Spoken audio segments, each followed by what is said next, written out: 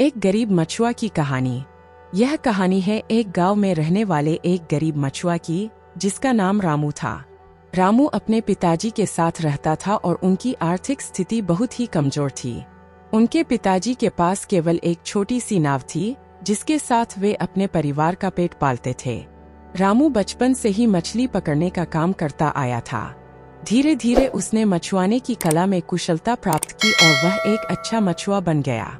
लेकिन उसके पास एक समस्या थी, उसकी छोटी सी नाव बहुत ही पुरानी और टूटने की स्थिति में थी।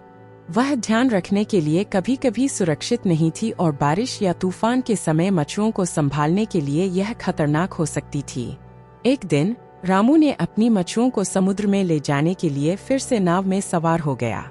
वह नदी के किनारे बड़े समुद्र की ओर चल पड़ा, लेकिन आधा रास्ता ही तभी उसकी नाव टूट गई और उसकी सारी मछुओं को संभालने की कोशिश करने के बावजूद वह समुद्र में गिर गया। रामू बहुत डर गया, क्योंकि उसकी नाव के बिना वह समुद्र में डूब जाएगा और अपनी मछुओं के साथ मर जाएगा। लेकिन वह निराश नहीं हुआ और संघर्ष करने के लिए तत्पर रहा। उसने अपने दिमाग का उपयोग करके एक विचार तैयार किया। रामू ने अपने नाव के टुकड़े को एकत्र किया और उन्हें एक दूसरे से बांध दिया। उसने अपनी मछुओं को वहां उन टुकड़ों पर बिठा दिया जहां वह सुरक्षित थे। यह उसे सहायता प्रदान करने में सक्षम हुआ और वह समुद्र में डूबने से बच गया।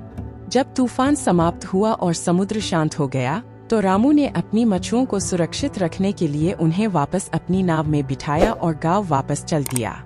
उसकी साहसिकता और निरंतर प्रयासों के बाद उसने न केवल अपनी मछुओं को सुरक्षित रखा, बल्कि वह उन्हें बाजार में बेचकर भी अच्छी कमाई करने में सफल रहा।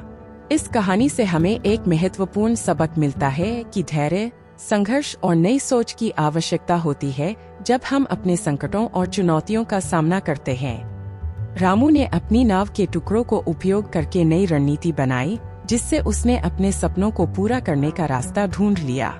यह हमें यह दिखाता है कि हमें हमारी सामरिक स्थिति को प्रबंधित करने के लिए अपने विचारों का उपयोग करना चाहिए और अगर हम मेहनत और समर्पण के साथ काम करें तो हम किसी भी मुश्किल में सफल हो सकते हैं।